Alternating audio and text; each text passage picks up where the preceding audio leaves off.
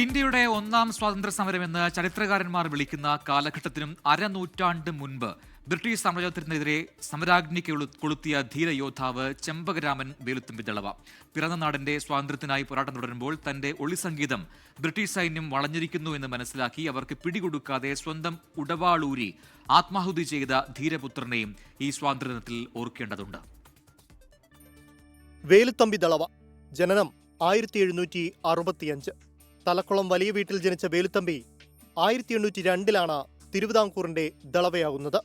1809 ജനുവരി 11 പുറപ്പെടുവിച്ച ചരിത്രപ്രസിദ്ധമായ കുണ്ട്ര വിളംബരത്തിലൂടെയാണ് വേലുത്തമ്പി ദളവ എന്ന സ്വാതന്ത്ര്യ സമര സേനാനി ദേശീയ പോരാട്ടത്തിന്റെ ഭാഗമാവുന്നത്.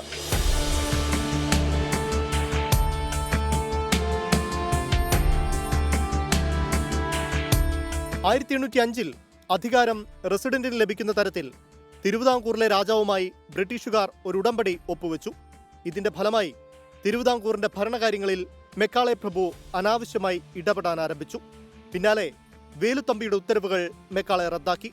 തിരുവിതാംകൂറിന്റെ സ്വാതന്ത്ര്യം ഹനിക്കുന്ന കമ്പനിക്കെതിരെ സായുധ സമരവുമായി വേലുത്തമ്പി മുന്നോട്ട് നീങ്ങി.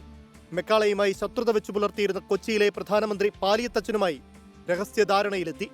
മൗറീഷ്യസിലെ ഫ്രഞ്ചുകാരുമായും കോഴിക്കോട്ടെ സാമൂതിരിയുമായും ബന്ധം സ്ഥാപിച്ചു. 1808 പോരാളികളുടെ ഒരു വലിയ സൈന്യം മെക്കാളയുടെ കൊച്ചിയിലെ വസതി ആക്രമിച്ചു. മെക്കാളെ കപ്പലേറി നാട് കടന്നു. വേലുത്തമ്പി കൊല്ലം കുണ്ട്രയിലേക്ക് മടങ്ങി.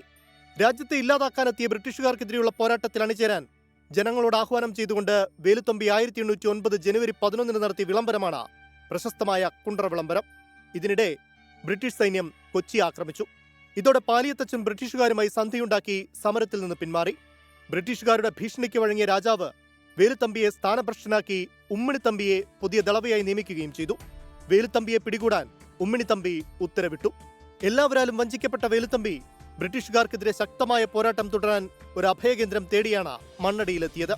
വേലുത്തമ്പിയുടെ നീക്കങ്ങൾ രഹസ്യമായി നിരീക്ഷിച്ചിരുന്ന ചാരന്മാർ വേലുത്തമ്പിയുടെ അഭയസ്ഥാനം ഒറ്റിക്കൊടുത്തു. തിരുവിതാംകൂർ ബ്രിട്ടീഷ് സേനകൾ സംയുക്തമായി മണ്ണടിയിൽ വേലുത്തമ്പി കഴിഞ്ഞിരുന്ന വീട് വളഞ്ഞു. ഇത് മനസ്സിലാക്കിയ ആ ധീരയോദ്ധാവ് കഠാര നെഞ്ചിൽ കുത്തിയിറക്കി ആത്മാഹുതി ചെയ്തു.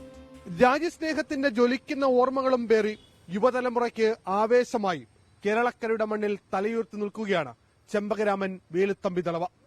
ക്യാമറാമാൻമാരായ അരുണ സാറിനും രാജ്കിരനുമൊപ്പം അരുൺ രാജ് 24. ലോകത്തെവിടെയായാലും ഏത് സമയത്തും 24 വാർത്തകളും ഓഗ്മെന്റഡ് റിയാലിറ്റി പാക്കേജുകളും എക്സ്പ്ലെയിനറുകളും വിശദമായി കാണാൻ ഞങ്ങളുടെ യൂട്യൂബ് ചാനൽ നിങ്ങൾക്ക് സബ്സ്ക്രൈബ് ചെയ്യാം.